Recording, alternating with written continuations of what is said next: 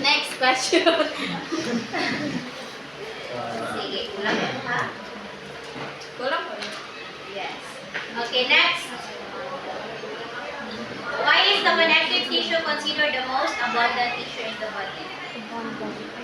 Why is the connective tissue considered the most abundant tissue in the body? Yeah, Prevent, support, and bind organs. my question is, why is it considered the most abundant? What is meant by most abundant? Abundant is daghan. So, anong daghan yun siya? Okay. Ano si connective tissue man ang pinakadaghan? Hindi, kaya nagtura to. Pero ano man? Ano diliwan sa nervous ang pinakadaghan? Ano diliwan si muscle ang pinakadaghan? Si connective man daw. Wala ko man.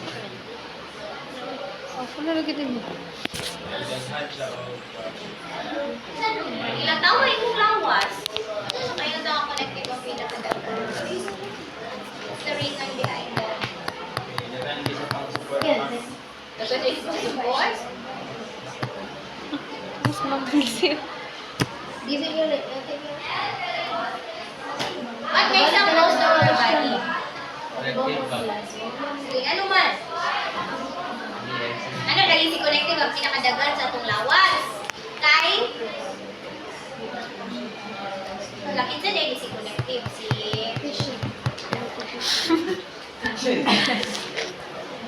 Tissue pa tanan! Dahil sa kayo si connective, si?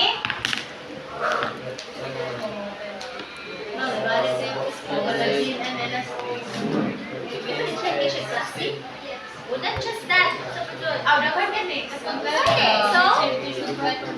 So, ano si connective ang pinakadagan sa atong lawas kay? Siya ay tibok lawas. Support. Dayon.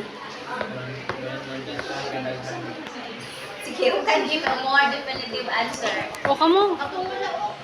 Sige. Ano man na ka? Ano?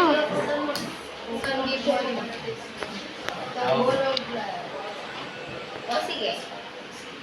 Dayon. Angel, Angel. It has cells. Linya daw, ma. Uy, cells, fibers, and matrix. Basta yun na kay Bronta na ano daw si connective tissue ang pinakadaghan sa atong lawas. So, din nasa atong lawas. Nga nakapadaghan ni connective tissue. Ugaw.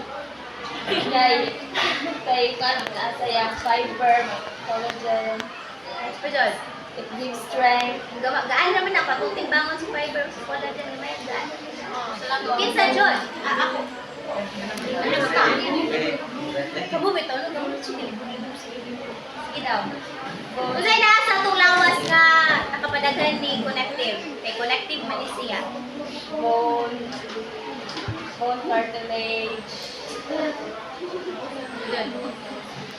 Bones, cartilage, and vascular tissue.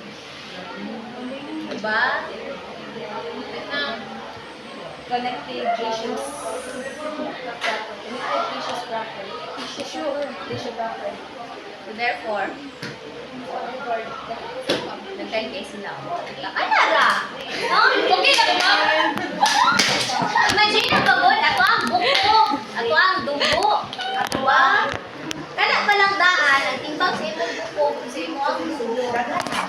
Naa sa mga diha, ang mga tendons sa ligament. That makes connective tissue the most ang pinakadagan sa ato ang body. Okay, next.